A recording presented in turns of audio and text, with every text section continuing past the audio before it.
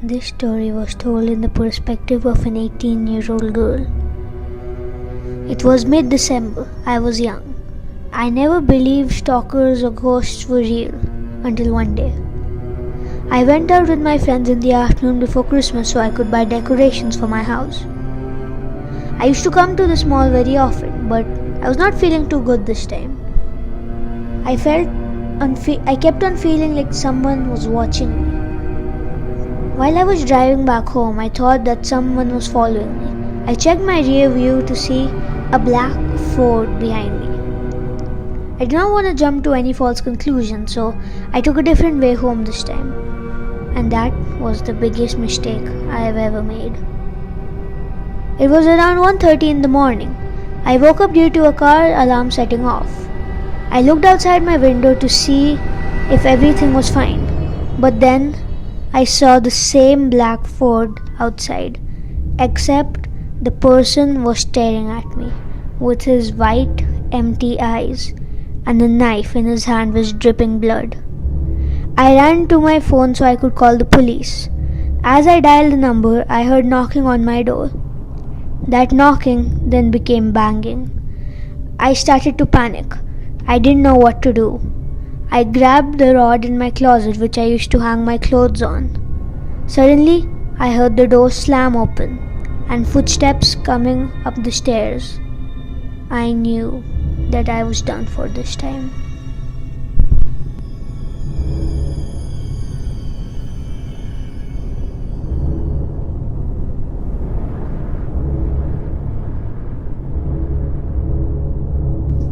I was at work in my restaurant as I always was.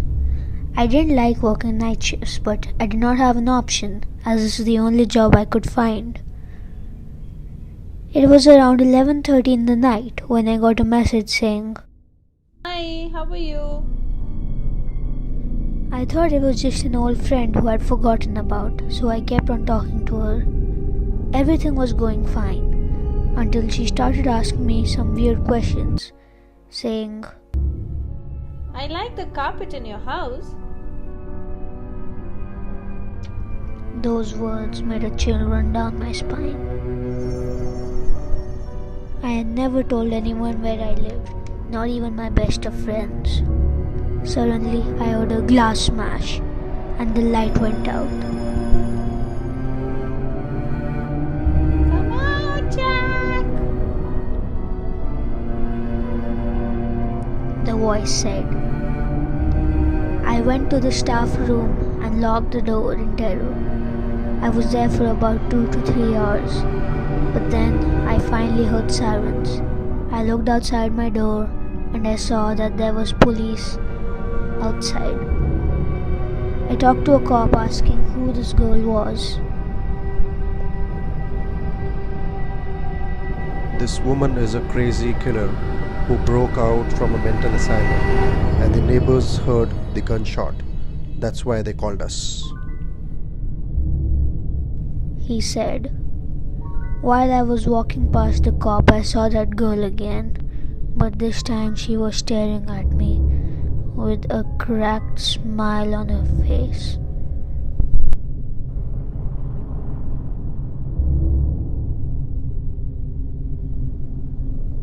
I live with my grandparents as my parents died in a car crash when I was very young. This year for summer, I wanted to go to a summer camp. I asked my grandparents, they allowed me because they wanted some peace in their house. The bus drive was very boring. The kids kept on singing all these trash songs that I never cared about. We had some fitness drill when we reached the camp. I looked inside the woods. I didn't feel good there. In the night, I was about to doze off when I heard a sound. The voice started giggling in a crazy voice. Then he said, I know you are in there. I can smell you. I was very terrified at that point. The person started tearing my tent open with the blood dripping knife. I knew that no one was going to save me.